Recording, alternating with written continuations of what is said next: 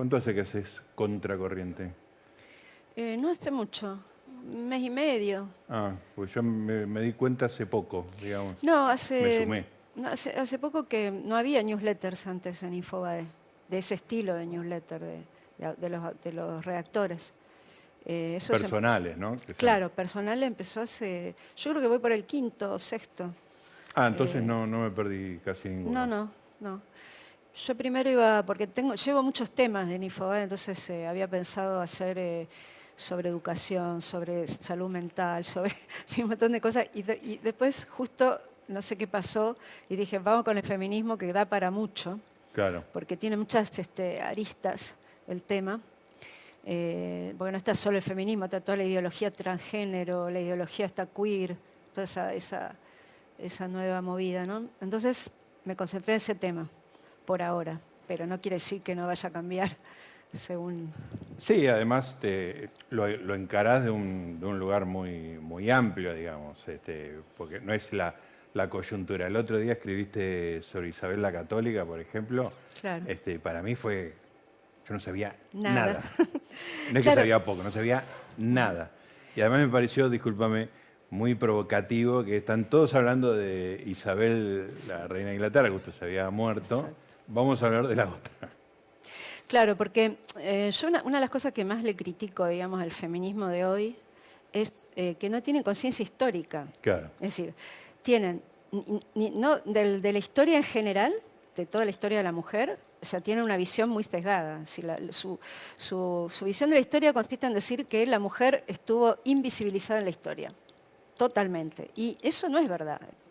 Hay muchos matices en eso. Y la segunda cosa que veo que hay falta de conciencia histórica es en el pasado más reciente, digamos, de la condición de la mujer en la Argentina, en el mundo, etc. Ella parece que como que la mujer se liberó hace 5 años cuando empezó el Ni Una Menos, más Claro. o menos, ¿no? Y en realidad no es así, sobre todo en nuestro país, que fue un país realmente pionero en un montón de aspectos en los derechos de la mujer, y que fue algo ecléctico, porque fue una iniciativa tanto de varones, o sea, no hubo acá una lucha, un feminismo, digamos, guerrero en la calle que arrancó, no. Fue una evolución conjunta, mixta de la sociedad, porque el varón argentino fue aceptando. No hubo una resistencia, porque si no, diríamos como, qué sé yo, no hubiera pasado nunca la ley de cupo, por ejemplo, si los varones no hubieran querido. Porque cuando se votó la primera ley de cupo en el año 91, había 14 mujeres en Claro. la Cámara de Diputados. 14. O sea, que la votaron hombres. Claro, entonces yo digo, ¿cómo es esto? El patriarcado se cayó, el patriarcado se derrotó a sí mismo. Porque... Claro, claro. Entonces, bueno, esa visión a mí me molesta mucho, sinceramente. Y además no le hace honor a alguna fundadora del feminismo. Yo digo, lean de nuevo a Simone de Beauvoir, porque ya se olvidaron, porque Simone de Beauvoir, uno puede estar de acuerdo o no con su idea de que la mujer solo es construcción social, en fin, ¿no? Pero la parte, digamos, ella como es una mujer culta, entonces todo el previo que hace, toda la historia previa que hace del feminismo, es muy, ¿cómo decir?, honesta. Entonces, por ejemplo, una cosa que ella dice, que seguramente puede irritar a muchas mujeres hoy, es que el feminismo cuando surge, digamos, que el primer feminismo que podríamos decir que es el sufragismo, ¿no? Fin del siglo... El derecho a votar de la mujer. Fin del siglo XVIII, fin del siglo XIX, principios del XX, tuvo dos vertientes. Una, la de izquierda, socialista, marxista, comunista, como le quieran llamar, y la otra católica, porque fue la Iglesia Católica la que promovió que la mujer vote. ¿Por qué? Obviamente porque a ellos les convenía, porque las mujeres eran muy religiosas, o sea, buena parte de la feligresía era femenina. Ajá. Entonces el Papa de entonces, que era Benedicto XV, ¿no?, predecesor de Benedicto XV, en 1919 pidió el voto para la mujer, cuando la mujer no votaba en ningún país del mundo, porque la primera, si no me equivoco, pero las primeras leyes de sufragio femenino son del 2021, 1920, 1921, en los países nórdicos y después Ajá. Inglaterra, en fin.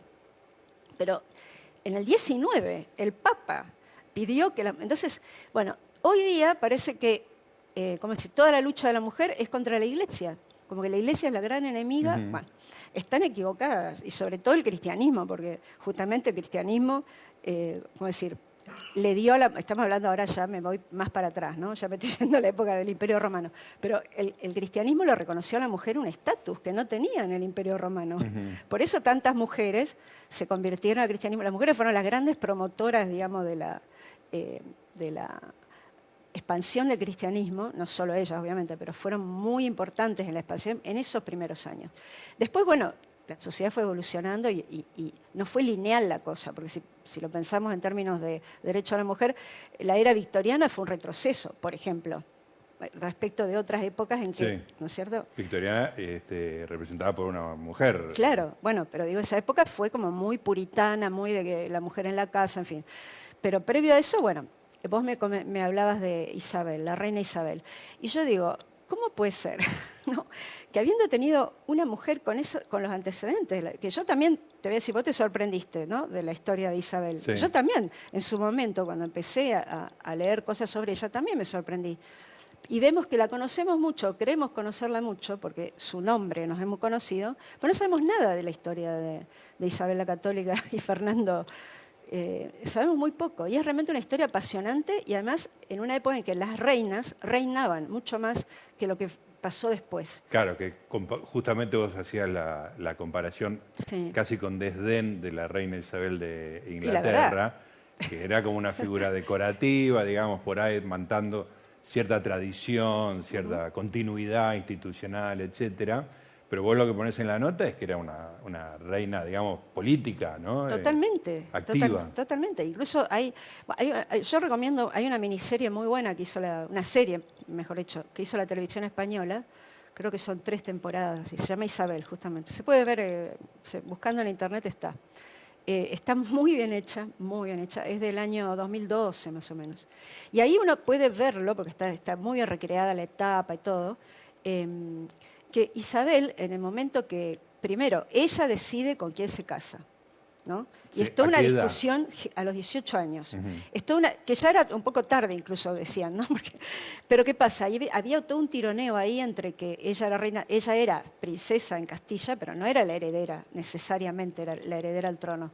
Y Fernando sí era el heredero iba a ser el rey de Aragón cuando muriera su padre, ¿no? Y era rey de Sicilia. Pero ella, es como si ella se sienta con sus consejeros a discutir a qué le convenía, si casarse con Fernando de Aragón o la alternativa era el hermano del rey de Francia, ¿no? Con lo cual la historia hubiera sido muy distinta, porque Castilla aliada con Francia eran enemigos de Aragón, porque Aragón era el enemigo eterno de Francia, porque estaban ahí en la frontera, ¿no? Claro. Peleando siempre por Navarra. Entonces, el padre de Fernando dice, guarda que no se case Isabel con la... Entonces, él manda a un obispo y le dice, hagamos esta rosca porque yo si no me quedo aislado acá. Bueno, entonces ella, Isabel, decide si que le conviene, porque ella no quería irse de Castilla. Si ella se casaba con el hermano del rey de Francia y eventualmente ese hermano heredaba el trono, ella se iba a tener que ir de Castilla. Entonces opta por casarse con Fernando. Y le pone, si le hace prácticamente ¿cómo se dice ahora? Un contrato prenupcial. Un contrato ¿No es prenupcial. cierto? Donde le pone un montón de condiciones.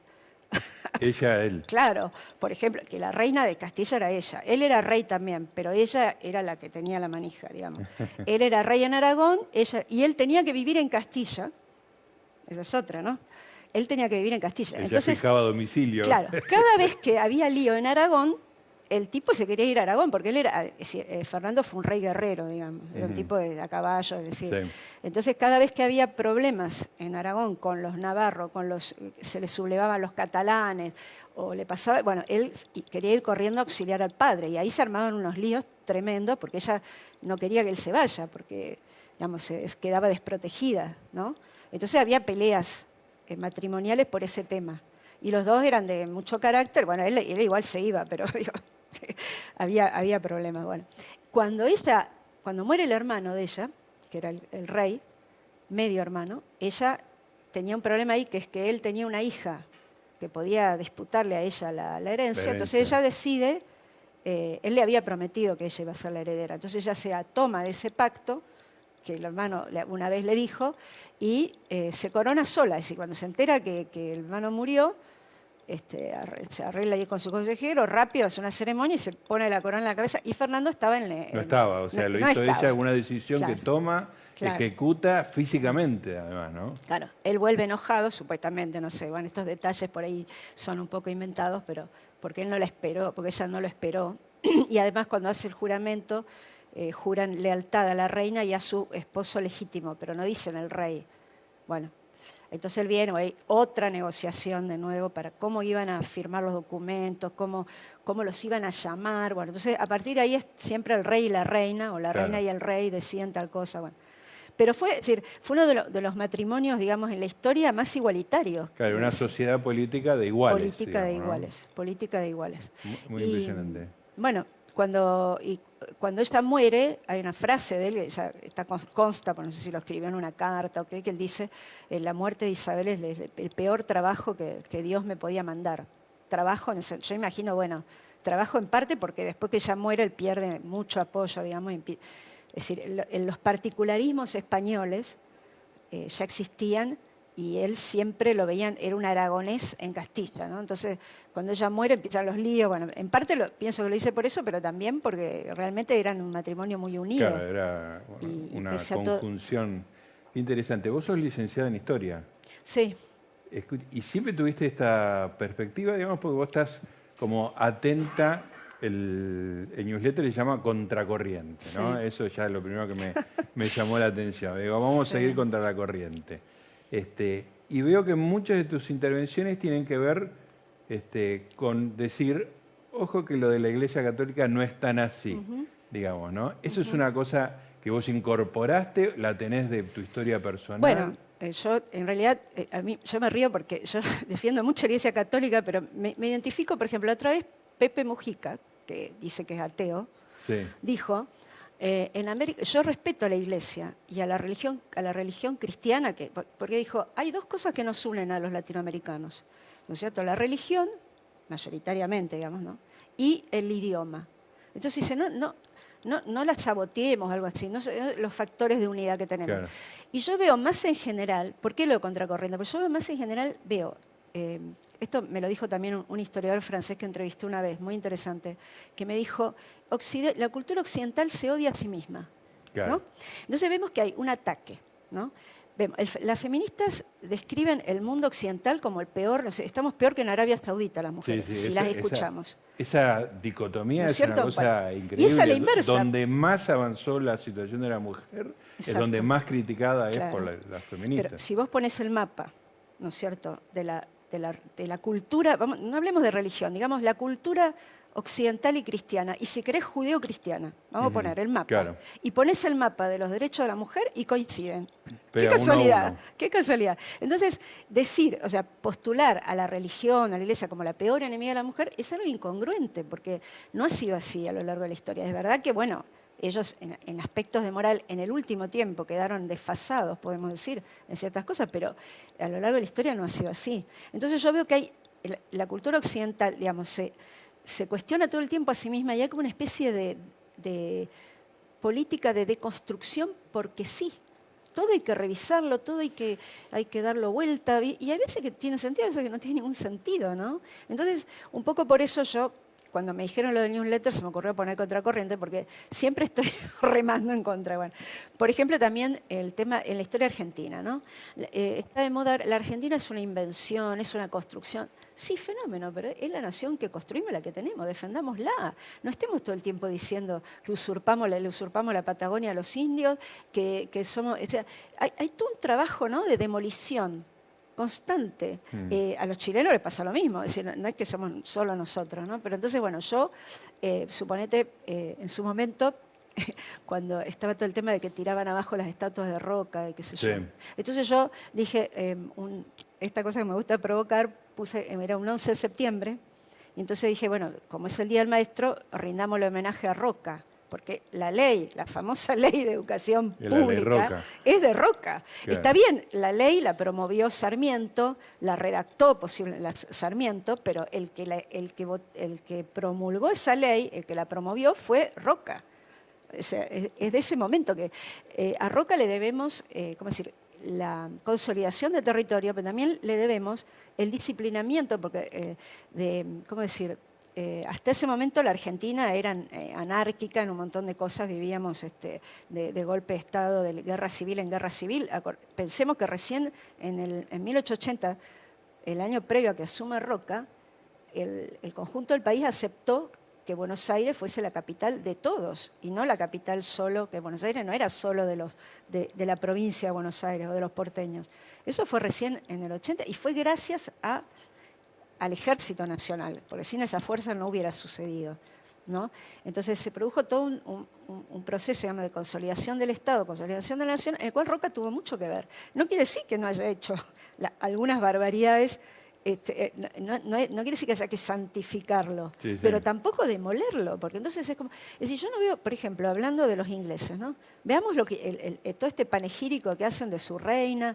Los ingleses defienden hasta el último pirata de ellos. Nunca los vas a ver diciendo, ay, qué mal que estuvo Drake cuando hizo, qué mal que estuvo tal cuando hizo tal. Y ellos, bueno, han hecho cosas, por ejemplo, hay un ejemplo muy gracioso que lo rescató hace un tiempo Pérez Reverte. Sí. Hay un personaje español que se llama Blas de Leso, que también, otro olvidado, pobre, tiene una estatua en Cartagena de Indias, ahí en Colombia, pero la gente pasa sin no tiene idea quién es. Sí, bueno, estuve ahí y no sé quién es. Blas de Leso, que le decían medio hombre porque era un tipo que en las batallas había perdido una pierna, un brazo y un ojo. O sea, andaba, ¿no? Imagínatelo, para la pata de palo, todo el parche. Bueno, el tipo tiene que defender Cartagena de Indias en 1770, por ahí. Y llegaban los ingleses con toda la flota para desembarcar y arrebatarle, digamos, el puerto a Colombia, y el tipo resiste con una fuerza muy reducida y logra evitar que tomen... Poco después vinieron las invasiones inglesas, pasó lo mismo acá. Claro. O sea, los ingleses andaban buscando estacionarse. Bueno, entonces, en la tumba del inglés, que ahora no me acuerdo el nombre, que dirigió esa ofensiva y perdió, ¿no? Ellos, en vez de poner derrotado en Cartagena, dice, en Cartagena de Indias libró la batalla hasta donde sus fuerzas le permitieron... ¿Entendés? Claro, enfocarlo de otro lugar. Son unos genios. Claro. Nosotros tenemos que aprender. Cuando yo decía, bueno, a mí me molesta todo el panegírico de la reina Isabel, porque aparte no inventemos, que era una gran estadista, no gobernó nunca, no dejó una frase para la posteridad. El otro día leí un tipo que decía, ¿qué frase dijo? Bueno, ahora, del otro lado digo, lo que ellos hacen desde el punto de vista del interés de ellos está muy bien. Porque ¿qué es la reina para ellos? ¿Qué es la monarquía? Es un elemento más de cohesión, Claro. ¿no es cierto? Social, política, Sí, cultural, sí. el imaginario, como dice, imaginario colectivo. Bueno, entonces desde ellos, lo que ellos hacen, está fenómeno. Ahora hagamos nosotros lo mismo. Hagamos lo mismo. Sintamos orgullo de, no sé, de nuestra historia o de la historia de nuestros hermanos latinoamericanos. A este Blas de Leso, pobre, no se acuerda nadie. Ahora acá salió un libro de un historiador aficionado que murió hace poco. Claudia, pero me da curiosidad tu trayectoria personal con este tema. Ah, no, porque yo, no, lo que te quería decir, que lo gracioso, por eso te decía lo de Mujica, que yo defiendo la Iglesia Católica de la perspectiva de la institucionalidad, pero no soy católica, o sea, a veces tengo que avisar porque... Claro, yo hubiera apostado que eras católica. Porque mi padre era pastor protestante. Ah, mirá qué dato. Claro. Mi padre era pastor, ya falleció, y bueno, como yo digo, tengo mucha Biblia encima, porque Claro. las iglesias protestantes son Sí. muy, ¿cómo decir? Yo iba a la escuela dominical todos los domingos, Ajá. mientras mis padres iban al oficio religioso, los chicos van a una especie de... Y se hace mucho estudio bíblico, y es muy bueno eso, porque la Biblia es una fuente de... O sea que la Biblia tenés, Bastante, Sí. bastante. Entonces, cuando fue elegido Papa Bergoglio, ahí en IFO dijeron, bueno, ¿quién se va a ocupar de cubrir el papado de Bergoglio? Y yo dije, yo lo puedo hacer. Y todos se sorprendieron de lo mucho que yo sabía. No sé nada no sabía de temas vaticanos, de eso la verdad no sé Claro. mucho. No soy vaticanista. Pero cuando Bergoglio decía algunas cosas, digamos, de la parte de su mensaje más pastoral, yo lo podía interpretar perfectamente, digamos. Tiene un estilo muy pastoral también él, ¿no? Pero bueno, esa es la historia. Entonces, un poco porque como sé bastante el tema, Claro. me Pero interesé hay una por cosa eso. interesante en lo que vos desarrollás, porque criticás al feminismo, pero no da la sensación de que fueras machista, por decirlo de alguna No, no, manera. pero que yo ¿Vos, digo, vos te sentís feminista, digamos, si eso existiera? es que lo que pasa es que yo, ¿cómo decir? Yo lo que me siento es una persona emancipada, Claro, una mujer inteligente, hay que decir que a mí no empoderada. me criaron, a mí, mis padres, jamás, porque hoy las chicas te dicen, por ejemplo, a veces cuando discuto con alguna chica me dicen, no, porque antes la mujer, yo le digo, pero ¿antes cuándo? Perdóname, porque yo soy bastante más vieja que vos y no me pasó eso que vos estás diciendo. Es verdad que la única cosa que yo veo una diferencia, digamos, entre por ahí los años 60, 70 y hoy, es en el plano sexual, ¿no es cierto? Porque Bueno, hubo una todavía, revolución en el medio, claro, porque ¿no? todavía en ese momento, que es cuando viene lo que hoy ya les dicen feminismo histórico, ¿no? El movimiento de liberación femenina, el movimiento de liberación de la mujer de los años 60, 70, ¿no? Que cuando, digamos, el avance de la contracepción permitió que la mujer, digamos, pudiera disfrutar de sexo como disfruta el hombre. Claro. O como antes se suponía que solo lo podía hacer el hombre. Bueno, Claro. en ese sentido sí hay un cambio, digamos. Pero del punto de vista, por ejemplo, yo le decía, en ningún momento mis padres me criaron diciéndome que mi único destino era casarme, jamás, al todo lo contrario. Se da por sentado que nosotras somos encima 4 mujeres, que todas íbamos a ir claro, que todas íbamos a ir a la universidad, eso era algo que ni se discutía eso. Claro. Y mi madre, que se crió en... Disculpame porque es muy interesante esto. Sí. Y tu padre no era un protoprogre, era un pastor protestante. Sí, pero siempre fue... No, pero mi padre siempre fue bastante progresista, digamos. Ajá. Y además yo digo, mi padre, sin ningún discurso, porque no hacía un discurso de eso, siempre fue un gran promotor de las mujeres, ¿no? Él, por ejemplo, en todos los lugares que trabajó, era feliz de nombrar mujeres, tuvo jefas mujeres, porque mi padre, además, digamos, de pastor protestante, era profesor de geografía, Ajá. maestro mayor de obras también. Y entonces, en la facultad, por ejemplo, me acuerdo que todas sus compañeras eran mujeres, estudiantes, porque venían a casa, estudió de grande eso. Después trabajó en organismos internacionales, tuvo jefas mujeres. Y él era feliz. Yo me acuerdo que a veces hasta era más feminista que yo, porque, por ejemplo, a veces me decía, ay, ¿viste que en el gobierno tal nombraron a 5 mujeres ministras? Y yo lo miraba y le decía, bueno, está bien. Bueno, y él estaba feliz. O sea, siempre, toda la vida, a lo que voy es esto. Para mí, el machismo, ¿qué sería, digamos, para definirlo bien? Es que un hombre considere que una mujer no es capaz, no es inteligente, no puede ser par suya en un trabajo. La idea de par, ¿no? Es la subestimación. Bueno, claro. Eso a mí nunca me lo transmitieron en mi casa, digamos, al contrario. Claro. Pero en la práctica, quiero decir, no es que era un discurso, no es que mi papá me decía, ay, porque la mujer... No. Simplemente era así. O sea, y como pasaba en mi casa, pasaba en muchas casas. O sea, no es que... Por eso digo que creo que a algunas chicas les pasa que tampoco han vivido en otras sociedades, porque, no sé, una pasadita por el México de los años, no sé cómo es ahora, ¿no? Pero años 80, 90, Sí, claro. Bolivia, Sí, en fin, sí. no me gusta hablar de otros países, pero la Argentina fue mucho más avanzada en eso. Y además hay otra cosa, Claudia, no solo la idea de que había un machismo que por ahí en la práctica no era, sino hay algo que es un poco más violento todavía, que es la idea de el violador eres tú, ¿no? Eso Esa es terrible. canción que cantaba el feminismo. Eso es terrible. Que es, no solo eras machista, sino que además todos son iguales, digamos, Todos ¿no? son Por iguales. el solo hecho de pertenecer al sexo equivocado, género, no sé, tengo miedo Sí. de equivocarme. No, sos culpable Sos culpable. de los delitos más Es- atroces, digamos. Es lo que se llama en derecho delito de autor. Delito de autor, claro. decir, por el hecho de ser como- hombre, claro. sos violador. Como antes, por ser negro, ya tenías una cruz, o por ser indio, porque me gusta porque al mismo tiempo hay un discurso, ¿no?, de inclusión y demás, pero discriminar por género es lo mismo que discriminar por otros factores, ¿no? Yo creo que ahí, bueno, hace poco leí un libro que me gustó mucho, ¿viste? Cuando vos pensás una cosa, pero decís, bueno, estaré equivocada o no seré, y de golpe ves que otro pone en palabras lo que vos estás pensando y uno se siente re bien, yo me siento Sí. menos sola, digamos. Claro. Y hace poco detecté un libro de Emmanuel Todd, es un Ajá.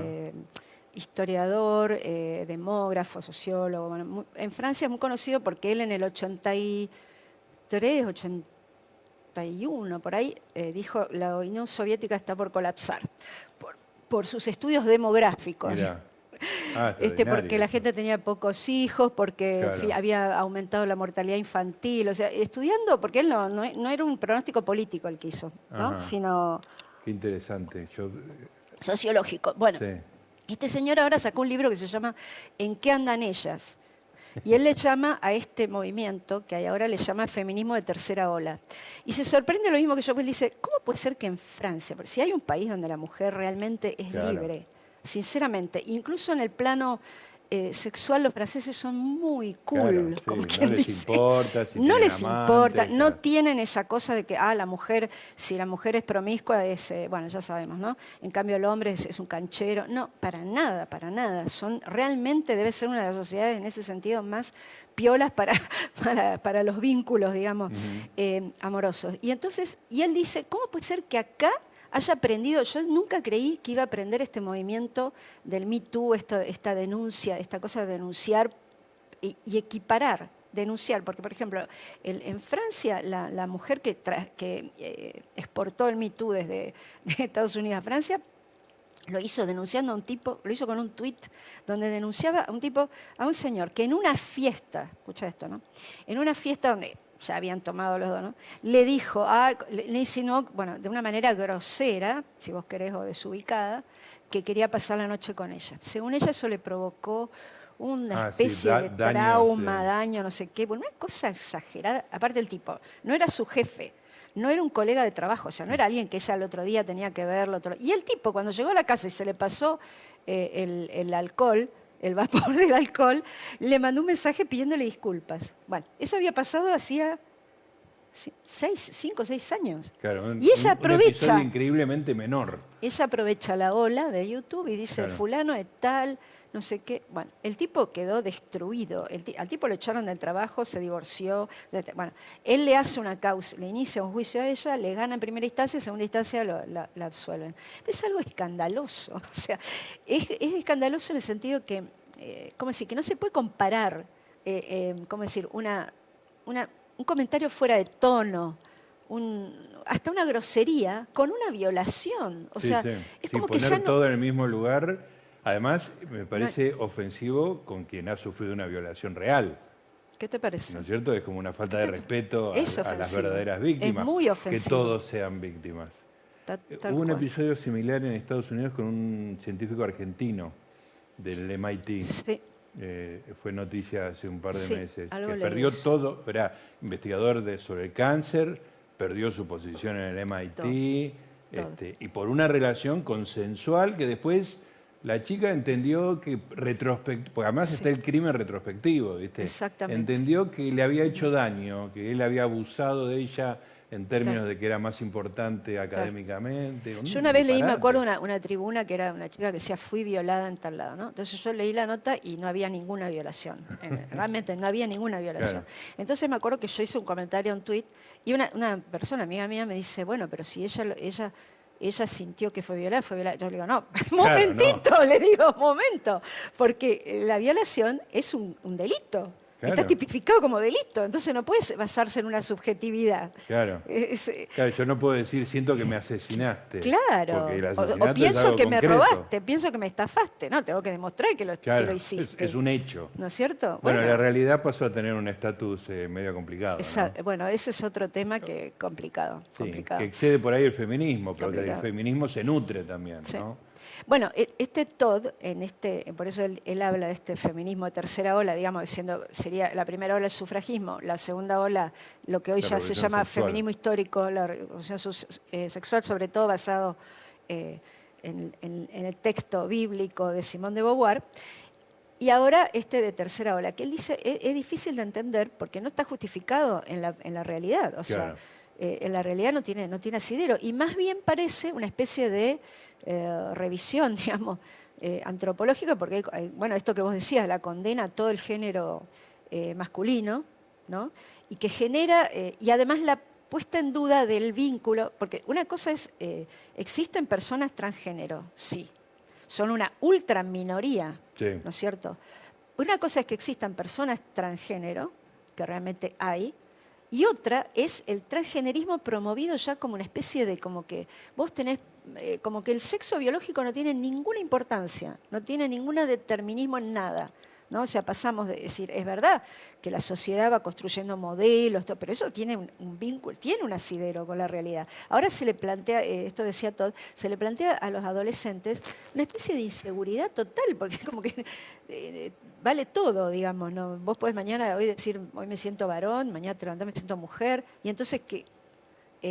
bueno, y eso se está fomentando mucho entre los adolescentes y es peligroso porque la adolescencia es una edad en que uno se plantea muchas cosas, ¿no es cierto? Hay muchas dudas, Hay dudas y a la vez hay audacia, porque uno Claro. siente que no se va a Claro. morir, uno no piensa en la muerte, ni en los peligros, ni el adolescente es muy, en ese sentido, inconsciente. Entonces esa mezcla puede llevar, bueno, y acá tenemos, acá por ejemplo, sin que el público general lo haya sabido, porque no hubo un debate, tenemos una ley de identidad de género que es muy permisiva en ese plano. Por ejemplo, acá están hormonando niños en el Durán, por ejemplo.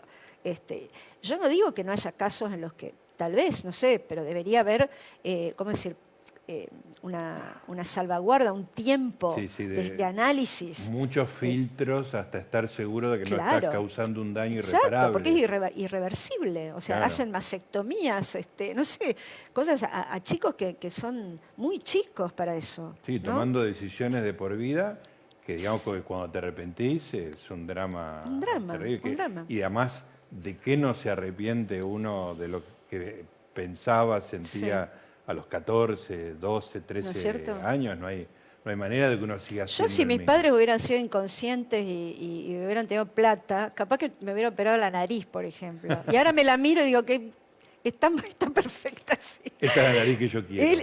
Sí, o sea, uno cuando es chico tiene una visión distorsionada de las cosas y va y cambiante. Hay una, si te gusta, digamos, leer y esas cosas, hay una transgénero que se llama Debbie Hayton, Sí. una inglesa, es muy piola ella.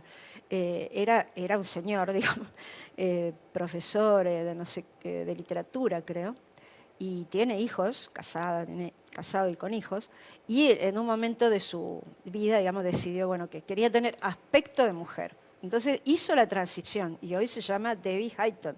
Pero tiene un discurso tan sensato. O sea, por ejemplo, ella dice... Yo, por ejemplo, cuando vino el censo en Inglaterra, querían poner, digamos, que la gente en vez de poner sexo pueda poner directamente lo que se le antoja, o sea, género. Entonces ella decía, no, tiene que haber un casillero que diga sexo, en el cual yo tengo que poner masculino. Claro, porque yo haga lo la que biología. Claro, porque yo haga lo que haga, y aunque a mi aspecto exterior, y uno la ve y es una señora, digamos, yo sigo siendo biológicamente un hombre. Entonces, desde el punto de vista, por ejemplo, de las estadísticas sanitarias, ¿no? Es absurdo mentir con la biología. Entonces dice, tendría que haber un casillero que diga sexo masculino y en otro que diga identidad, yo ahí pongo mujer. Bueno, pero separadas las cosas.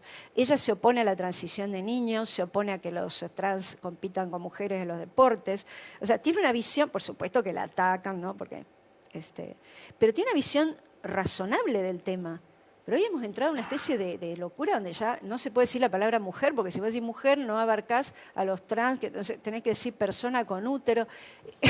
Sí, además está el tema, Claudia, de la sensibilidad, de que hay que buscar no ofender a nadie, entonces pasás a tener unas construcciones lingüísticas que ofenden al buen gusto, por lo menos, ¿no? Muy, muy complicado.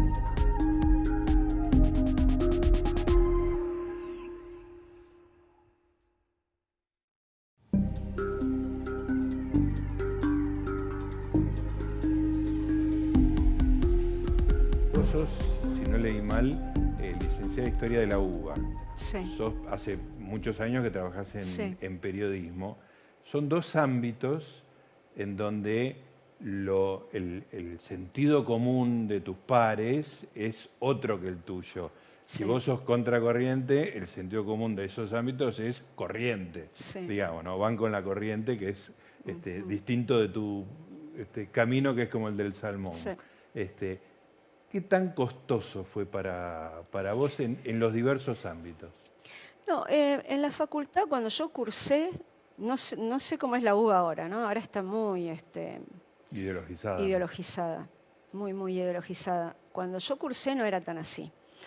La mayoría de los profesores que yo tuve se fueron, digamos, se fueron de la UBA porque gente aparte muy reconocida, como Romero, ¿Vos los sentías buenos profesores? Romero, Hilda Sábato, no, son personalidades. Son las grandes figuras de la historia. Burucúa. Claro. Se fueron yendo Claro. porque se volvió todo muy, bueno, no sé el circunstancia personal de cada uno cómo se fue, pero me llama la atención que ninguno de Sí, no esos está.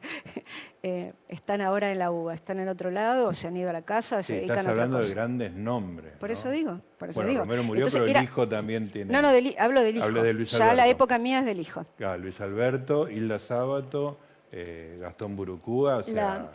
Incluso la esposa de Luis Alberto Romero, Bertoni se llama, todos esos fueron profesores míos. O sea, era otra cosa. Claro. Yo creo que ahora es muy distinto. Eso en cuanto a la UBA.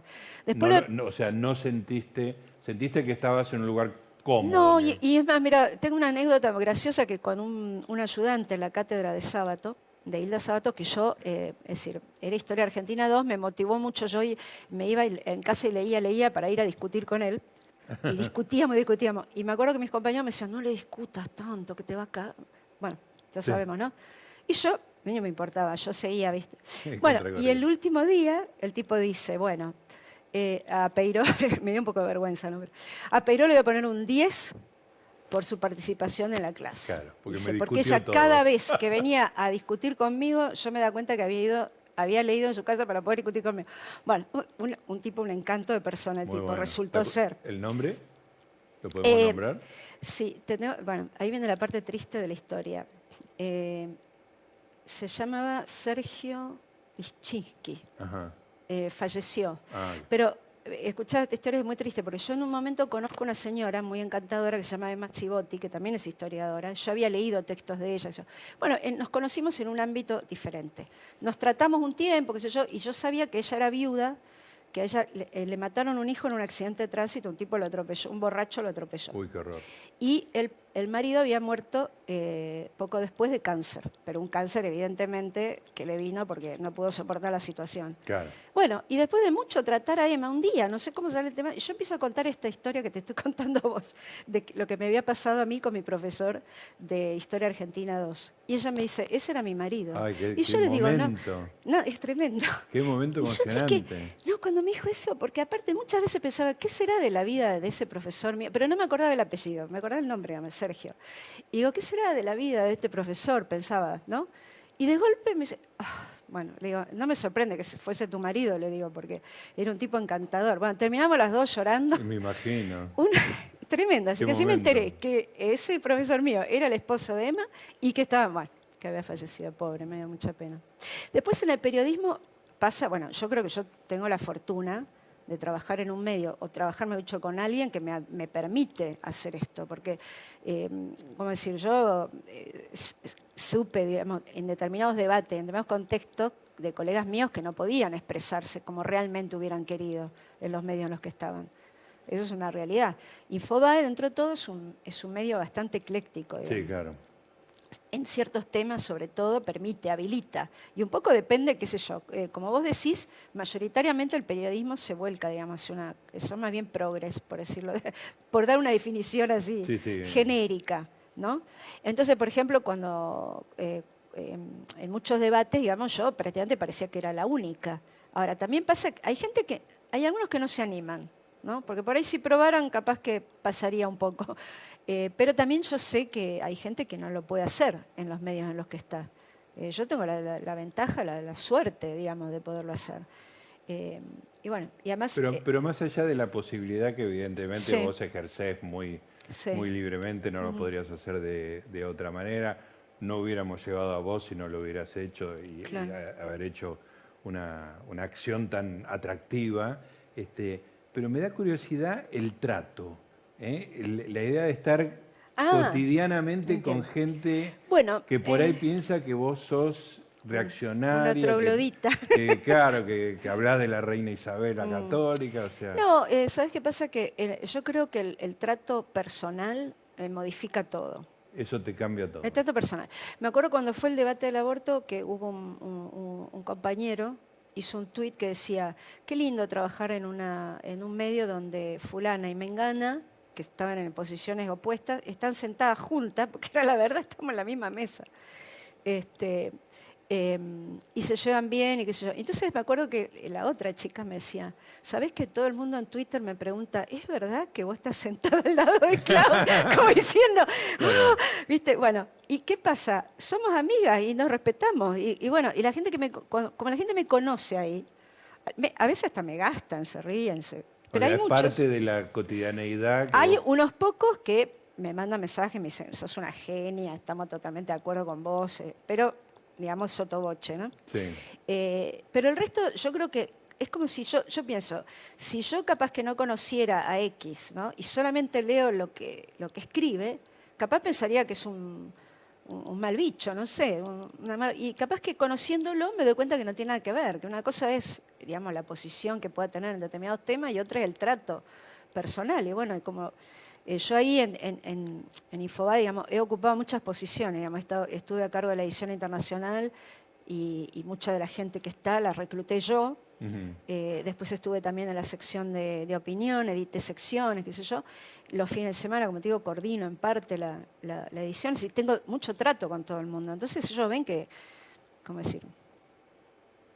Ahora, soy es gracioso que hablen de uno y se dé como dato curioso. Es macanuda, o sea, Me pasó piensa que, tal y tal cosa, pero es macanuda. bueno, me pasó que algunas feministas supuestamente moderadas me trataron de nazi y bruta. A la miércoles. Entonces yo digo, caramba, no hay ni matices, porque yo no sé. Yo soy nazi, No, Hitler, ¿qué era? y si ellas son moderadas, no sé qué queda para la moderación, porque realmente ese es un tema, ¿no? Que en el feminismo también acá está pasando, porque yo individualmente con algunas de ellas más de una vez les digo, pero ¿a vos te parece, le digo, que puede una mujer decir, una referente de ustedes decir que el mayor riesgo de muerte para una mujer es estar casada con un hombre, ¿no? Pues si está casada con una mujer no pasa nada. No pasa nada. Casada con ¿A vos te parece, le digo, que una referente del feminismo puede decir eso? No, es una barbaridad, pero no lo dicen públicamente. Claro, No se te lo desmarcan. reconocen a vos, pero no discuten Claro. públicamente. Ese es el tema. Entonces, yo estoy segura que primero estoy segura que la mayor parte de las mujeres coincide más con lo que digo yo que con lo que dice el feminismo, porque el feminismo hoy es una especie de... hay mucho de moda. Sí. Hay mucho de conveniencia, porque al gobierno le conviene. Mira, yo te doy un solo ejemplo, te doy. En la famosa brecha salarial de género. Cuando Sí, yo digo, que es no un tema histórico existe, no hay brecha de género. Es decir, porque si yo digo que hay brecha de género, ¿qué estoy diciendo?